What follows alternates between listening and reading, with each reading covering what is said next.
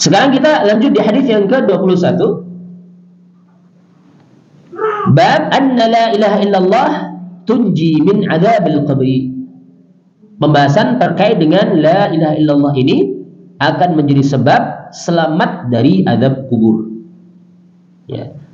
Al-hadithul hadi wal 20, hadis yang ke-21, Anil Barra' ibn Azib radhiyallahu anhu, anin Nabi sallallahu alaihi wasallam qala: "Idza aq'ada al-mu'minu fi qabrihi utiya thumma syahida an la ilaha illallah wa anna Muhammadar Rasulullah fadzalika qawluhu yuthabbitu Allahu alladhina amanu bil qawli tsabiti fil hayatid dunya wa fil akhirah." Ini surat Ibrahim ayat yang ke-27. Hadisnya riwayat Imam Al-Bukhari rahimahullahu taala di dalam sahihnya. Dari Al-Barra' ibn Azib radhiyallahu taala anhu, dari Nabi sallallahu alaihi wasallam, beliau mengatakan, apabila seorang mukmin didudukkan di kuburnya kelak, maka dia itu akan didatangi oleh dua orang malaikat. Cuma di sini nggak disebutkan secara rinci terkait dengan hal tersebut ya. Tapi di hadis lain disebutkan ada dua orang malaikat yang akan mendatangi dia, namanya adalah Munkar dan Nakir. Malaikat Munkar dan Nakir didudukkan di kuburnya kelak, didatangi oleh dua orang malaikat.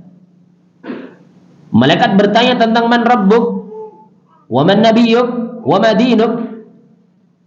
Orang ini pun menjawab dengan mengucapkan dua kalimat syahadat.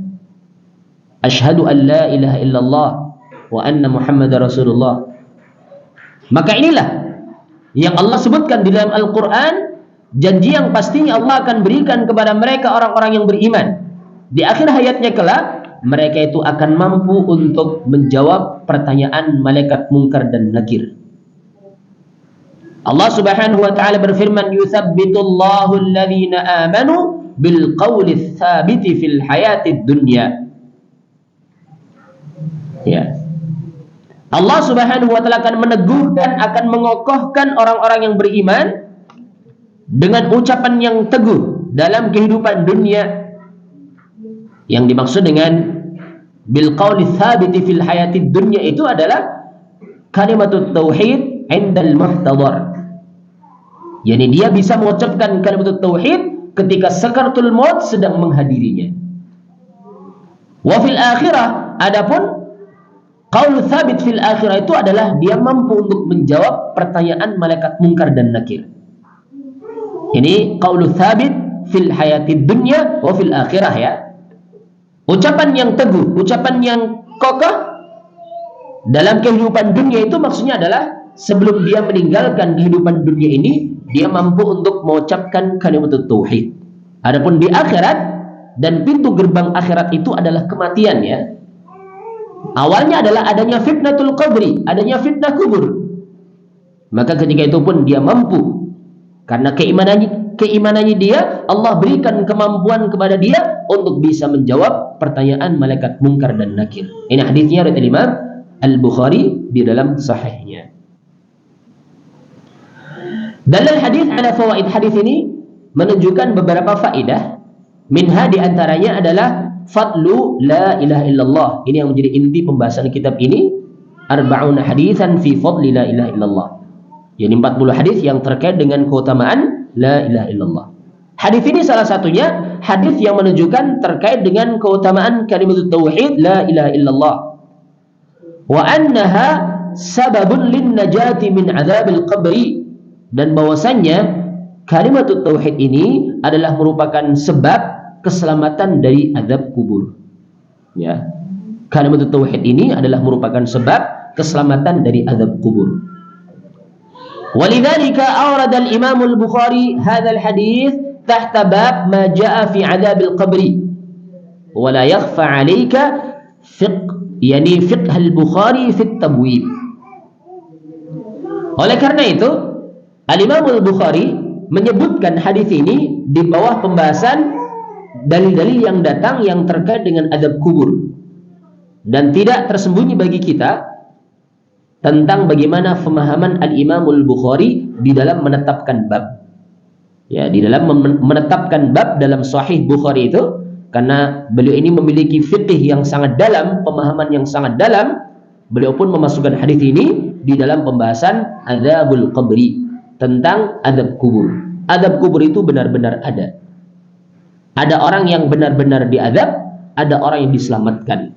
Salah satu sebab keselamatan dari adab kubur itu adalah dengan kemampuan dia menjawab pertanyaan mungkar dan nakir.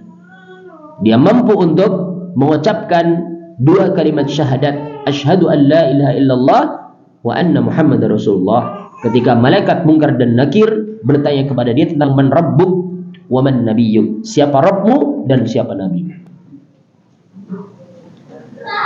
Qala al-Hafidz Ibnu Hajar, Al-Hafidz Ibnu Hajar Al-Asqalani rahimahullah dalam kitab Fathul Bari, beliau mengatakan wa akhrajahu Ibnu Marduyah. Ini bisa dibaca dengan Marduyah ataukah bisa dibaca dengan Mardawai. Ya. Kalau yang para ulama itu mengenalnya dengan sebutan Ibnu Mardawai. Tulisannya sama ya. Tapi Syekh Muqbil membaca dengan Marduyah. Beliau nggak senang untuk mengucapkan nama ulama dengan Wai, karena Wai itu adalah salah satu nama syaitan. Sehingga ketika ada ulama yang memiliki akhiran kata dengan Wai, beliau ganti. Semisal contoh Sibawai, beliau ganti dengan Sibuyah. Padahal namanya adalah Sibawai. Ya, kemudian di sini Ibnu Marduyah, Ibnu Mardawai asalnya, kemudian beliau baca dengan Ibnu Marduyah dan yang semisal dengannya ya. Ibnu Marduyah rahimahullahu taala, beliau mengeluarkan hadis ini dengan lafaz inna an-nabiyya sallallahu alaihi wasallam dzakara 'adzab al-qabri faqala innal muslima idza syahida an la ilaha illallah wa 'arafa anna muhammadar rasulullah, al-hadits ila akhir al-hadits. Nabi sallallahu alaihi wasallam menyebutkan tentang adab kubur, di mana beliau mengatakan sesungguhnya seorang muslim apabila dia telah bersaksi bahwasanya tiada sesembahan yang berhak disembah selain Allah, dan dia pun mengetahui bahwasanya Muhammad adalah utusan Allah, sampai akhir hadis ya, intinya adalah orang ini pun akan selamat dari adab kubur.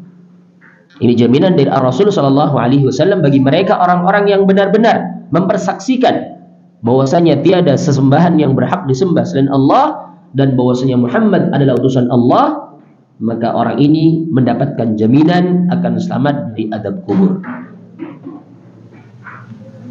Wa minha itsbatu hayatil barzah. Dari hadis ini juga terdapat padanya pelajaran faidah terkait dengan penetapan adanya alam barzakh. Alam barzakh itu adalah alam yang keempat dari alam yang nanti akan dilalui oleh setiap manusia. Yang pertama adalah alam ruh, yang kedua adalah alam rahim, yang ketiga sekarang kita ada padanya, yaitu alam dunia. Kemudian yang keempat nanti adalah alam barzakh, alam kubur. Ya. Ini semuanya akan dilalui oleh setiap manusia. Ya. Siapapun dia pasti akan melalui namanya alam barzakh. Terkait dengan hal ini, ada ayat yang secara tegas menetapkan terkait dengan adanya alam barzakh. Semisal contoh surat Al-Mu'minun ayat yang ke-99 dan ayat yang ke-100 terkait dengan adanya kehidupan yakni barzakh, alam barzakh.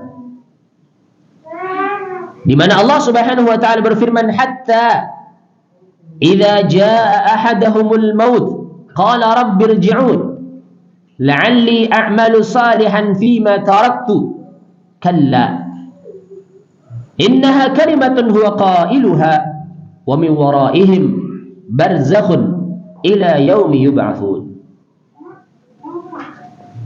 Allah Subhanahu wa taala berfirman menceritakan tentang keadaan mereka orang-orang yang kafir sampai ketika kematian menghadiri salah seorang di antara mereka orang-orang kafir.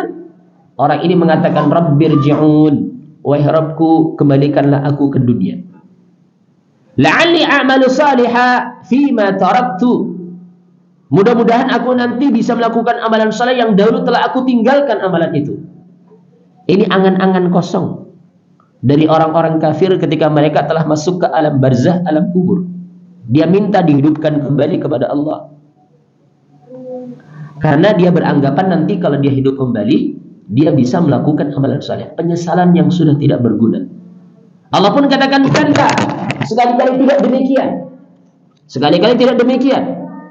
Karena itu hanyalah innaha kalimatun huwa qailuha, tidak lain itu hanyalah sekedar kata yang dia ucapkan dengan lisannya, tapi tidak akan mungkin dia lakukan. Ya, cuman sekedar apa? Janji yang palsu. Ya, sekedar janji yang palsu yang seorang itu mungkin hanyalah sekedar berangan-angan saja, tapi kalau dihidupkan kembali pun belum tentu nanti dia mau melakukan amalan saleh. Allah pun bantah, kalla, sekali-kali tidak. Tidak mungkin namanya orang yang sudah mati akan hidup kembali, tidak mungkin. Dan tidak mungkin pula kalau seandainya dia dihidupkan kembali, dia akan beramal saleh, tidak mungkin itu. Innaha kalimatun huwa qailuha. Tidak lain itu hanyalah ucapan yang dia ucapkan dengan lisannya saja. Wa min waraihim barzakhun ila yaumi yub'atsun, dan di belakang mereka ada alam namanya alam barzah, ada kehidupan barzah sampai hari dibangkitkannya mereka dari kubur-kubur mereka. Ini jelas ayat yang menunjukkan adanya alam barzah di surat Al-Mu'minun ayat yang ke-99 dan ayat yang ke-100. Sehingga kehidupan barzah itu benar-benar ada dan itu akan kita lalui. Ada di antara mereka orang-orang yang akan mendapatkan kenikmatan di alam barzah kelak, dan mudah-mudahan kita termasuk dari mereka ini. Dan na'udzubillah, ada di antara mereka orang-orang yang hanyalah mendapatkan siksaan di alam barzah kelak. Na'udzubillah. Di antara sebab keselamatan dari adab di alam barzah kubur, di alam kubur kelak ini, alam barzah kelak ini adalah dengan memperbaiki tauhid. Kalimat tauhid, la ilaha illallah, diucapkan dengan lisannya, difahami benar-benar, diterapkan dalam kehidupannya. Inilah sebab keselamatan dari adab kubur. Dan di antara perkara yang menyebabkan seseorang itu diadab di alam barzah kelak, di alam kubur kelak, di antaranya ya, adalah ketika seorang tidak menjaga kesucian dari najis sehabis buang hajat. Ketika seseorang itu tidak menjaga lisannya dari mengadu domba orang lain. Ini dua sebab di antara sebab adab kubur. Sebagaimana dahulu Rasulullah SAW pernah melewati dua kuburan, kemudian beliau mengatakan innahuma la yu'adzaban. Sungguh dua orang ini benar-benar sedang diadab, sedang disiksa dua orang ini. Dan ini terkait dengan perkara gaib ya. Rasul pun tidak mengetahui kecuali berdasarkan wahyu dari Allah Subhanahu wa taala. Karena secara nampak kubur itu ya cuma gundukan saja. Tidak ada yang beda antara orang mukmin dengan orang yang non mukmin, kan? Tidak ada bedanya. Kita lihatnya seperti itu sama. Tapi keadaan di dalamnya itu benar-benar berbeda. Rasul menyatakan innahuma la yu'adzaban. Sungguh dua orang ini benar-benar sedang diadab. Wa ma yu'adzabani fi kabirin. Tidaklah dua orang yang diadab karena perkara yang besar. Bukan karena membunuh, bukan karena berzina, bukan karena merampok, dan yang semisal dengannya dari perkara yang manusia menganggap itu suatu perkara yang besar. Tapi mereka itu diadab karena sebab perkara yang sering dianggap remeh oleh sebagian manusia. Amma ahaduma, adapun di antara salah seorang di antara mereka berdua ini, fakana la yastanzih minal baul. Orang ini diazab sebabnya adalah karena tidak bersuci sehabis buang air kecil. Ini kan perkara yang remeh ya. Maksudnya banyak orang meremehkan, tapi ternyata ini perkara yang besar, merupakan sebab azab kubur. Wa amal akhar fakana yamshi bin namimah. Adapun orang yang kedua diazab karena sebabnya dia berjalan dengan membawa namimah, suka mengadu domba. Mengatakan kepada si fulan, ya katanya fulan ngomong kamu seperti ini, seperti ini, enggak pernah. Kepada si fulan yang lain seperti itu, supaya orang ini berselisih. Orang ini berselisih kemudian bermusuhan. Ini mengadu domba. Ya, meskipun yang diadu bukan domba, tapi yang diadu apa? Manusia. Tapi istilahnya mengadu domba. Ya. Ini binatang yang sering dijadikan sasaran. Ada istilahnya kambing hitam lagi ya. Ini ada domba sekarang, ini ada istilahnya kambing hitam. Ada juga kelinci percobaan. Kasihan ini. Jadi terkadang seperti itu ya, ada kalimat-kalimat tertentu yang digunakan bukan ya, memang itu jadi istilah yang sudah difahami ya, adu domba. Maksudnya manusia mengadu, membuat kabar yang dusta di antara dua orang supaya dua orang itu apa? Berselisih, bermusuhan. Inilah di antara sebab adab kubur. Ya. Ma'asyiral muslimin wal muslimat rahimani wa rahmakumullah, sehingga hendaklah kita hindarkan dari perkara-perkara tersebut yang akan menjadikan sebab adab kubur. Kemudian kita maksimalkan potensi kita untuk benar-benar belajar tauhid agar supaya kita selamat di alam kubur kala, alam barzakh kala. Maka hendaklah kita pelajari tauhid dengan sebenar-benarnya, amalkan dalam kehidupan kita. Mudah-mudahan ini menjadi sebab selamatnya kita dari adab kubur. Dan juga ada doa tertentu yang Rasulullah SAW ajarkan kepada kita agar supaya Allah lindungi kita dari adab kubur. Di antara doa yang Rasul ajarkan di akhir salat, setelah apa itu? Setelah tasyahud akhir sebelum salam ya, Rasul ajarkan kepada kita doa pelindungan dari 4 perkara. Allahumma inni a'udzubika min adzabil qabri wa min adzabi jahannam wa min fitnatil mahya wal mamat wa min syarri fitnatil Masihid Dajjal. 4 perkara ini.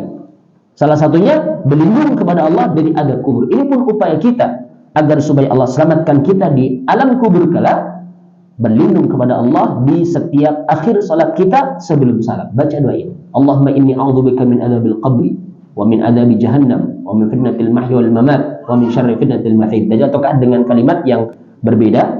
Di sana ada hadisnya, silahkan. 4 perkara ini. Kita lanjutkan. Wa minha anna awwala ma yus'alu anhu huwa qaulu la ilaha illallah Muhammadur Rasulullah. Dari hadis ini juga terdapat padanya pelajaran bahwasanya perkara yang pertama kali ditanyakan di alam barzakh kelak, alam kubur kelak itu adalah yakni terkait dengan kalimat tauhid la ilaha illallah, dan juga persaksian bahwasanya Muhammad adalah utusan Allah. Ditanya tentang man rabbuk wa man nabiyyuk. 2 pertanyaan ini yang pertama kali ditanyakan kepada setiap orang yang melalui alam kubur, alam barzakh kala ini. Wa minha, dan di antara faedah dari hadis tersebut adalah an-nassu 'ala al-iq'adi fil qabri. Di sini ada nas yang menjadi dalil bahwasanya nanti di alam kubur kala manusia itu benar-benar akan didudukkan. Meskipun mungkin secara kasat mata ketika kita menguburkan jenazah, kuburannya nggak mungkin bisa untuk duduk ya. Tapi nanti Allah Subhanahu wa taala akan lapangkan kubur seseorang yang memang dia memiliki hak untuk dilapangkan karena sebab amalan saleh yang dilakukan. Tapi ada kalanya seorang disempitkan sampai tulang belulangnya pun hancur. Ya, ini tentunya perkara gaib. Ya. Karena ini bukan terkait dengan jasadnya, tapi terkait dengan ruhnya. Ya, didudukkan. Sehingga meskipun dengan tempat yang sangat sempit ketika kita menguburkan, tetap dia bisa duduk. Dikembalikan ruhnya ke jasadnya dan didudukkan kembali. Ini perkara yang gaib, yang tentunya di luar kemampuan akal kita. Tapi kita wajib untuk meyakininya karena nasnya itu jelas, dalilnya jelas dari hadisnya Nabi sallallahu alaihi wasallam, "Idza aq'adal mu'min ya fi qabrihi." Apabila seorang mukmin didudukkan di kuburnya kala. Sehingga di sini perkara yang wajib untuk kita yakini karena hadisnya itu sahih. Wa minha, dan di antara faedah dari hadis tersebut adalah al-isyaratu ila malaikatil qabri wa jaa tasmiyatuhuma bimunkar wa nakir. Dalam hadis tersebut terdapat isyarat terkait dengan adanya malaikat yang ditugaskan di kuburan. Dan datang hadis lain yang memberikan nama 2 malaikat tersebut dengan malaikat munkar dan nakir. Ya. Wallahu a'lam apakah beliau ini adalah 2 orang malaikat. Malaikat apa sih? Orang atau bukan? 2 malaikat itu saja ya, sudah ya. Apakah beliau ini 2 saja ataukah memang ini adalah banyak malaikat yang ditugaskan untuk itu dinamakan dengan malaikat itu? Allah a'lam. Ini kita nggak mengetahui karena ini juga terkait dengan perkara gaib. Yang jelas ada memang hadis yang menamakan malaikat tersebut dinamakan dengan malaikat munkar dan nakir. Apakah ini penamaan dengan tugasnya ataukah memang itu namanya? Karena malaikat itu kan ada yang dinamakan dengan nama tertentu. Semisal contoh Jibril. Ya sudah, itu satu saja, Jibril. Bukan banyak malaikat. Ya. Mikail, Israfil, ya satu saja itu, bukan banyak malaikat. Satu malaikat itu saja. Adapun yang terkait dengan malaikat yang ditugaskan untuk meniupkan ruh ke dalam rahim setiap ibu ketika berumur 4 bulan. Salah satunya juga malaikat yang ditugaskan untuk mendatangi setiap orang yang wafat. Sementara orang yang wafat di dunia kan sangat banyak ya. Setiap harinya kan pastinya ribuan orang ya. Apakah malaikatnya satu, ataukah malaikatnya dua, ataukah banyak? Wallahu a'lam.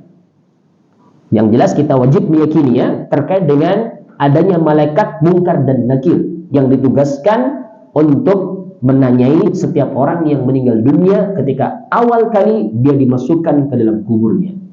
Untuk bertanya 3 perkara. Ini wajib untuk kita imani. Yang jelas dalam hadis lainnya dinamakan dengan munkar dan nakir. Apakah ini satu malaikat ataukah sekelompok malaikat yang ditugaskan khusus untuk itu? Wallahu a'lam. Tapi yang jelas kita wajib meyakini adanya malaikat yang akan mendatangi setiap orang yang meninggal dunia di kubur untuk menanyakan perkara tersebut tadi. Wa minha fadlullahi 'alal mu'minin. Dan di antara faedah dari hadis tersebut terkait dengan karunia Allah yang Allah berikan kepada orang-orang yang beriman. Haitsu yuthabbituhum 'inda as-su'al, di mana Allah Subhanahu wa taala berikan kepada mereka kekokohan, yakni untuk bisa menjawab pertanyaan-pertanyaan kubur tadi itu. Fa fihi al-isyaratu ila syiddatil mawqif. Di sini juga ada isyarat terkait dengan beratnya, yakni posisi di waktu itu. Beratnya posisi di waktu itu. Ini benar-benar perkara yang berat. Karena yang berbicara ketika itu bukan terkait dengan kemampuan kita ketika kita di dunia. Tapi kita sudah terputus dengan kehidupan dunia. Secerdas apapun seorang di dunia, ketika dia tidak menunaikan haknya Allah, haknya Rasulnya, tidak bisa melaksanakan agama Islam dengan sebaik-baiknya, dia pun tidak akan mungkin bisa menjawab pertanyaan yang sudah jelas itu tadi. Ya, sehingga ini memang perkara yang berat. Sehingga bisa ataukah tidaknya seorang menjawabnya itu terkait dengan amalan dia di dunia. Kalau di dunia dia menunaikan haknya Allah, haknya Rasulullah, dia pun akan bisa menjawab pertanyaan tersebut. Ketika ditanya man rabbuk, dia akan bisa menjawab Rabbi Allah. Wa man nabiyyuk, Nabi Muhammad sallallahu alaihi wasallam. Dan seterusnya. Sehingga bukan terkait dengan kecerdasannya. Bukan terkait dengan kekuatan menghafalnya, kemampuan untuk bisa menjawab ketika dia ditanya di dunia, bukan itu. Tapi apakah dia benar-benar menunaikan haknya Allah ataukah tidak di dunia? Kalau dia menunaikan, di alam kubur pun dia akan mampu untuk memberikan jawaban. Tapi kalau tidak, ya dia hanya bisa mengatakan la adri, aku tidak tahu. Ya, karena kecerdasannya telah habis dengan habisnya umurnya. Sehingga kita hanya bisa memohon kepada Allah, thabbatanallahu wa walidaina wa iyyaka akhil qari fi tilkal lahzat. Kita hanya bisa berdoa semoga Allah Subhanahu wa taala memberikan kepada kita kemampuan untuk kita, untuk kedua orang tua kita, untuk engkau wahai pembaca kitab ini di masa-masa itu. Semoga Allah memberikan kemampuan kita untuk bisa menjawab pertanyaan dari malaikat munkar dan nakir. Ini harapan dari muallif, doa dari muallif di akhir pembahasan hadis yang ke-21.